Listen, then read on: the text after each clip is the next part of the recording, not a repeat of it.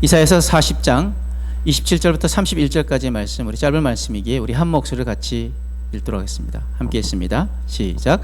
야곱아, 어찌하여 내가 말하며 이스라엘아, 내가 이르기를 내 길은 여호와께 숨겨졌으며 내 송사는 내 하나님에게서 벗어난다 하느냐? 너는 알지 못하느냐? 듣지 못하였느냐?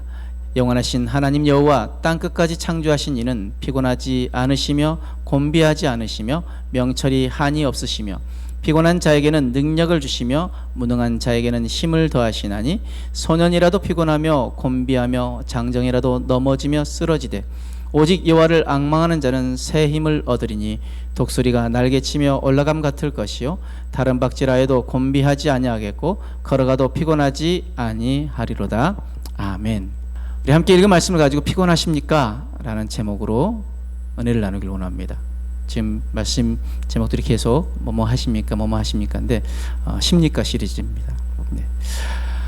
현대를 살아가는 많은 사람들이 자주 하는 말 가운데 이 말이 있죠. 아, 피곤해. 아마 하루에도 몇 번씩 할 겁니다. 그만큼 피곤한 삶을 살고 있는 현실이죠. 그래서 그 피곤을 풀기 위해서 우리는 휴식을 취합니다. 휴식으로 하루의 피곤이 풀어집니다. 깊은 피곤은 긴 휴식을 필요로 합니다. 그래서 그 깊은 피곤을 풀기 위해 환경을 바꾸는 것이 바로 휴가죠. 하지만 아무리 이것저것 해봐도 풀리지 않는 피곤이 있습니다. 환경을 바꿔도, 삶의 조건을 바꿔도, 인간관계를 개선해도, 직업을 바꿔도, 직장을 옮겨도 풀리지 않는 피곤이 있습니다. 바로 영적인 피곤입니다. 영적인 피곤은 그 어떤 것으로도 풀 수 없습니다. 영적으로 피곤하니 육체적인 휴식을 취해도 개운하지 않습니다. 그렇다면 영적 피곤의 원인은 무엇일까요? 첫 번째로 죄의식이 영적 피곤의 원인이 되어집니다. 이사야서 39장 6절 7절 말씀에 보라, 날이 이르리니 네 집에 있는 모든 소유와 네 조상들이 오늘까지 쌓아둔 것이 모두 바벨론으로 옮긴 바 되고 남을 것이 없으리라. 여호와의 말이니라. 또 네게서 태어날 자손 중에서 몇이 사로잡혀 바벨론 왕궁의 환관이 되리라 하셨나이다 하니. 지금 이스라엘 백성들의 죄는 하나님이 징계를 가져왔습니다. 그래서 7절 말씀에 내게서 태어날 자손 중에서 몇이 사로잡혀 바벨론의 왕궁의 환관이 되어질 것이라고 말씀. 이 말씀이 이루어집니다. 그래서 이스라엘 백성들은 바벨론의 포로가 되어져서 고난을 받게 되었죠. 그때 그 백성들의 생각은 이런 생각을 가지고 있습니다. 우리가 하나님 앞에서 처벌받았다. 하나님 우리를 징계하셨다고. 근데 분명한 사실은 하나님은 당신의 자녀들의 죄는 반드시 징계하십니다. 징계가 없으면 말씀처럼 우리가 사생자요 하나님의 자녀가 아니기 때문입니다. 하나님께서는 공의를 세우시기 위해서 역사 속에서, 공동체 속에서, 문화 속에서, 집단 속에서, 개인의 삶에서 그 죄를 징계하십니다. 그런데 징계하시지만 또한 사랑하시고 용서하십니다. 공의의 하나님이시기도 하지만 사랑의 하나님이시기 때문에, 그러므로 자신을 학대해서는 안 됩니다. 왜요? 고난에는 하나님의 뜻이 있고 고통은 하나님의 사인이기 때문입니다. 자, 포로 생활 가운데 있는 그 백성들이 죄의식에서 벗어나게 하려고 선지자를 통해서 전하신 하나님의 메시지가 무엇이었을까요? 우리 이사야서 40장 1절부터 3절까지 말씀을 같이 한번 읽어봅니다. 시작. 너희의 하나님이 이르시되 너희는 위로하라. 내 백성을 위로하라. 너희는 예루살렘의 마음에 닿도록 말하며 그것에게 외치라. 그 노역의 때가 끝났고 그 죄악이 사함을 받았느니라. 그의 모든 죄로 말미암아 여호와의 손에서 벌을 배나 받았느니라 할지니라 하시니라.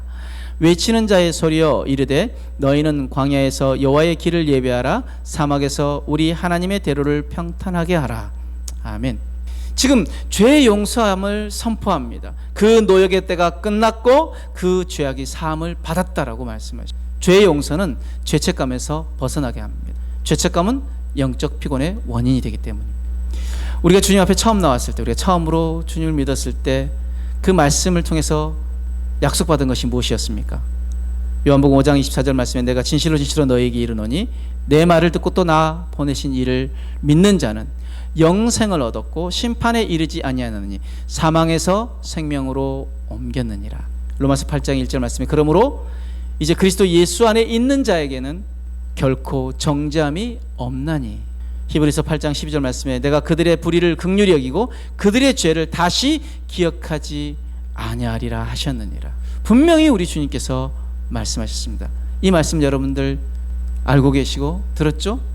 이 말씀을 믿습니까? 그런데 왜 괴로워하십니까? 아직도 죄책감의 수렁에서 헤어나오지 못하는 원인이 무엇일까요? 무엇 때문일까요? 바로 우리를 참수하는 마귀에게 속고 있기 때문입니다. 성경은 무엇을 하십니까? 우리의 실수나 반복적인 죄도 하나님의 사랑과 그분이 주신 구원을 끊을 수 없다라고 분명히 말씀하십니다. 로마서 8장 38절 39절 말씀에 내가 확신하노니 사망이나 생명이나 천사들이나 권세자들이나 현재일이나 장래일이나 능력이나 높음이나 깊음이나 다른 아무 피조물이라도 우리를 우리 주 그리스도 예수 안에 있는 하나님의 사랑에서 끊을 수 없으리라. 아멘. 분명히 말씀하십니다. 그 어떤 것도 그리스도 예수 안에 있는 하나님의 사랑에서 끊을 수 없다라고 분명히 말씀하십니다. 물론 성도는 죄를 반복해서 짓는 것에 대해서 회개해야 하고 그 죄를 끊어내고 죄의 길에서 돌아서야 합니다. 그러나 구원은 하나님의 주권이며 인간의 실수나 죄로 인해 쉽게 취소되는 것이 아니라는 것을 성경은 명확히 말하고 있습니다. 왜요? 구원은 하나님의 은혜로 우리에게 주어진 것이기 때문입니다. 이는 인간의 약함을 뛰어넘는 하나님의 신실하신 사랑에 기초하고 있기 때문이라는 거예요. 자녀들이 잘못했을 때 부모가 매를 들지만 그 자녀가 잘못을 빌면 어떻게 그 부모는 용서합니다. 그리고 다시 그 잘못을 범하지 말라고 가르치죠. 훈계합니다. 잘못했다고 호적에서 파는 부모 있습니까? 네.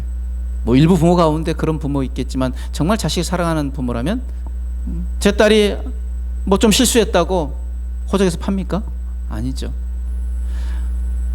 왜요? 사랑하기 때문에, 사랑하는 자녀이기 때문에 그 자녀가 바른 길로 가게 하기 위해서 때로는 매를 들고 때로는 야단을 치면서 훈계를 합니다. 그런데 우리가 계속 실수하고 계속 잘못을 범한다면 그 부모의 마음을 아프게 하는 것이라는 거죠. 마찬가지로 우리가 하나님 앞에 계속 우리가 범죄한다는 것은 하나님 마음을 아프게 한다는 거죠.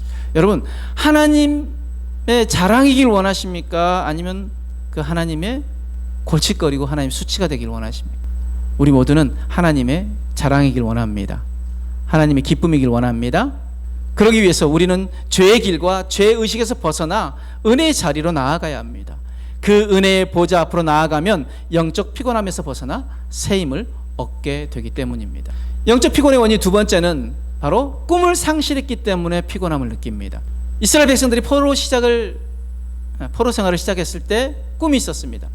이 머지않아서 이 포로 생활이 끝날 것이라고, 그러면 고향으로 다시 돌아갈 것이라고, 그러면 성전에 올라가서 하나님을 마음껏 예배할 것이라고, 그 하나님의 도성으로 다시 돌아갈 수 있을 것이라고 꿈을 꾸고 있었습니다. 이 꿈 때문에 최초의 포로 생활은 잘 해낼 수 있었습니다. 그래서 성전 대신에 회당을 지어서 하나님을 예배하고 말씀을 배웠습니다. 말씀 속에서 다시 돌아간다는 확신을 얻고 꿈과 희망을 버리지 않았습니다.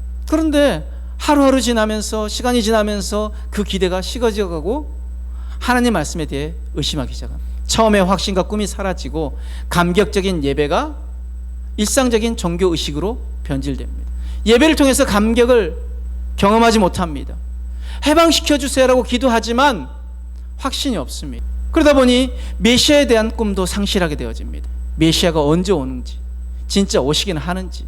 그래서 메시아에 대한 기대가 사라집니다. 우리 40장 27절 말씀 같이 한번 읽어볼까요? 시작. 야곱아, 어찌하여 네가 말하며 이스라엘아, 네가 이르기를 내 길은 여호와께 숨겨졌으며 내 송사는 하나님에게서 벗어난다 하느냐. 하나님 앞에 하소연하는 거죠. 이제 하나님이 안 들으신다고 생각하니까 하나님께서 내 원통함을 모르실 거라고, 내 마음속에 답답함을 누가 알 것이니 하나님도 모를 거라고, 미래에 대한 소망이 불확실하니 꿈을 상실해 갑니다. 기억하십시오. 꿈을 잃어버린 백성의 삶은 피곤합니다. 그렇다면 그 영적 피곤을 어떻게 극복할 수 있을까요? 본문은 피곤을 극복하는 방법을 말하기 전에 피곤을 극복한 삶의 모습을 보여줍니다. 우리 31절 말씀 같이 한번 읽어볼까요? 시작. 오직 여호와를 앙망하는 자는 새 힘을 얻으리니 독수리가 날개치며 올라감 같을 것이요 다른 박질하여도 곤비하지 아니하겠고 걸어가도 피곤하지 아니하리로다. 아멘. 유대 문학의 특징이 있는데 바로 병행법입니다. 이것은 강조를 위해서 사용됩니다. 그래서 구하라 그리하면 너에게 주실 것이요 찾으라 그러면 찾을 것이요 두드리라 그러면 열릴 것이니. 기도의 중요성을 강조하기 위해서 반복적으로 사용한 것이 바로 병행법입니다. 지금 여호와를 앙망하는 자는 새 힘을 얻으리니 하면서 그것을 강조하기 위해서 어떻게 새 힘을 얻는지 강조하는데 세 가지로, 첫 번째, 독수리가 날개 치며 올라감 같을 것이고, 둘 번째로 다른 박질하여도 해도 곤비하지 않을 것이고, 세 번째로 걸어가도 피곤하지 아니할 거라고 이야기합니다. 그런데 본문은 피곤이 없는, 즉 피곤을 극복한 사람의 삶을 강조합니다.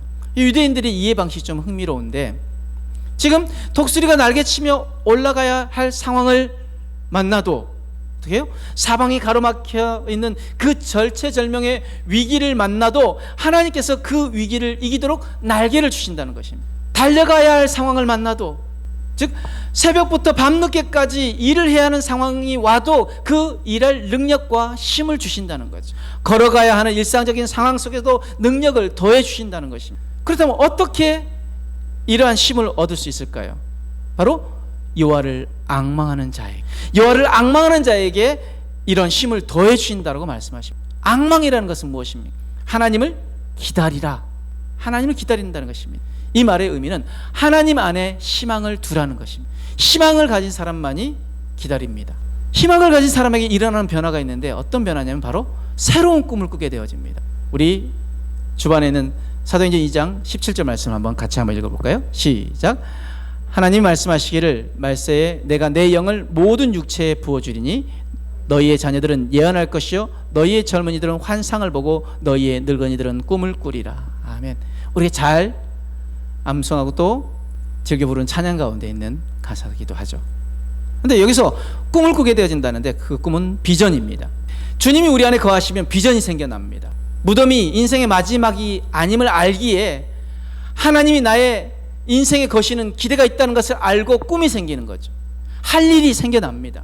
그래서 그 꿈을 가지고 기대하게 되어지고 기다리게 되어집니다. 영적 피곤을 확실하게 이기는 법 두 가지가 있는데, 바로 예비하고 평탄하게 하는 것입니다. 기도의 응답이 없을 때, 벽에 막힌 상황이 우리에게 닥쳐올 때, 하나님이 자신을 돕지 않는다고 불평하고 하나님이 역사하시지 않는다고 생각하기에 시험에 빠지게 되는 것입니다. 그 절망의 시간에 우리가 해야 할 고백이 무엇이냐면, 그가 늦게 오시는 것이 아니라 우리가 너무 조급하고 서두르고 있을 따름입니다. 하나님은 하나님의 때에 하나님 방법으로 역사하실 것입니다. 그 희망을 버리지 않으면 날개를 허락하시고 달려갈 힘을 허락하시고 걸어갈 힘을 허락하십니다. 나아가 여호와를 앙망하는 사람은 준비하게 되어집니다. 내일을 기다리는 사람은 준비하는 사람입니다. 준비를 포기하는 사람은 기다림이 없다는 의미입니다. 우리 다시 한번 이사야 40장 3절 4절 말씀 한번 같이 한번 읽어볼까요? 시작. 외치는 자의 소리여 이르되 너희는 광야에서 여호와의 길을 예비하라. 사막에서 우리 하나님의 대로를 평탄하게 하라. 골짜기마다 도두어지며 산마다 언덕마다 낮아지며 거르지 아니한 곳이 평탄하게 되며 험한 곳이 평지가 될 것이요. 아멘. 여기에서 여호와의 길, 하나님의 대로라고 표현되어 있는 것이 바로 무엇이냐면 하나님이 회복하게 하시는 때입니다. 즉 포로에서 돌아오는 길입니다. 돌아오는 그 길에 하나님이 회복하시는 그때 두 가지를 준비하라고 하십니다. 첫 번째, 예비하라. 이 말은 거추장스러운 것과 지저분한 것을 치우고 손님 맞을 준비를 하라는 의미입니다. 여호와를 맞을 사람들이 먼저 해야 하는 것이 있습니다. 그것은 자신들의 영적 삶을 깨끗이 하며 하나님을 영접하는데 거리낌이 없어야 한다는 것입니다. 두 번째는 평탄하게 하는 것입니다. 평탄하게 하라. 이것은 영적으로 거룩하신 하나님을 영접하기에 합당하지 못한 모든 악한 삶의 요소들을 제거하는 것입니다. 그리고 겸손함으로 성결하게 하나님의 임재를 기다리라는 의미입니다. 말씀의 결론으로 주일은 예비하고 평탄케 하는 작업의 날입니다. 이 작업을 통해서 하나님이 내 삶에 오시면 내 삶의 모든 문제는 해결되어집니다. 왜 주일이 중요합니까? 하나님 안에서 힘과 안식을 얻어야 광야와 사막과 같은 유기를 살아낼 수 있기 때문입니다. 주일은 치열하게 살아갈 그 유기를 준비하는 시간입니다. 먼저 죄의 문제가 해결될 때 영적 피곤에서 벗어나게 되어집니다.